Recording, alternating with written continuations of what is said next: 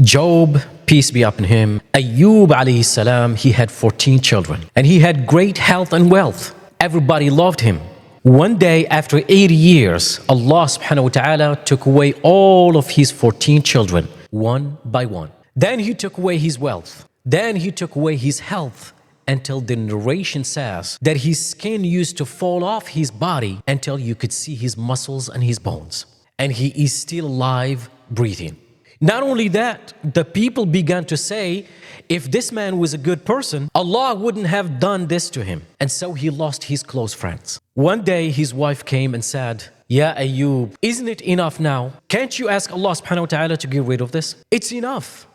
We've gone through too much. Job, Ayub alayhi salam then said, my wife, how long did Allah subhanahu wa ta'ala give me blessings for? She said, 80 years or so. He said, I'm too shy to ask Allah subhanahu wa ta'ala to cure me yet until 8 years of this time has gone as well. He has given me so much. It was after 7 years, however, when he saw his wife resorted to taking from her hair and selling it, that he said, Rabbi massani ad-durr wa anta arhamur rahimin. Even look at the way the Prophet alayhi salam, he asked Allah subhanahu wa ta'ala to cure him. He didn't say, oh Allah, cure me. Oh Allah, you have harmed me. Oh Allah, you brought this sickness.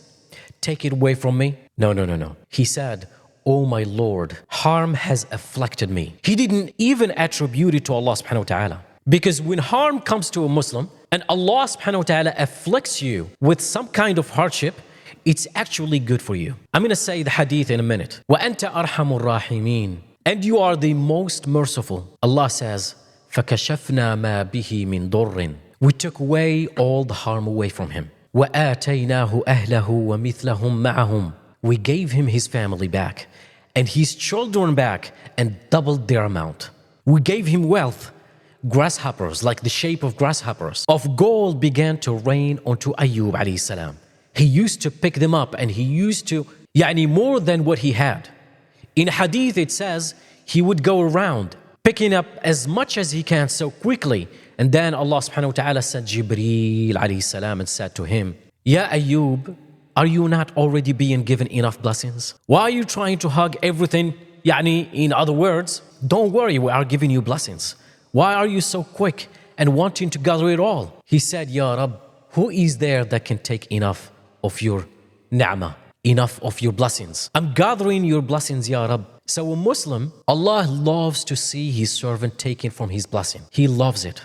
And thanking Allah for his blessing. If when in a hardship, they also thank Allah and they are patient. Prophet ﷺ said, strange is the matter of the believer. فَإِنَّ أَمْرَهُ كُلُّهُ خَيْرٌ. For anything that happens to him or her is good. Subhanallah. Because Allah subhanahu wa ta'ala says in the Quran, وَلَنَبْلُوَنَّكُمْ بِشَيْءٍ مِّنَ الْخَوْفِ وَالْجُوعِ وَنَقْصٍ مِّنَ الْأَمْوَالِ وَالْأَنفُسِ وَالثَّمَرَاتِ وَبَشِّرِ الصَّابِرِينَ الَّذِينَ إِذَا أَصَابَتْهُمْ مُصِيبَةٌ قالوا إن لله وإنا إليه راجعون. We shall surely try you with the loss of health and wealth, and fear and hunger, and loss of lives and loss of fruits and food, and give glad tidings to those who are patient. The ones when a calamity befalls them, they say, to Allah we belong, and to Him we shall return. They remember this is a test.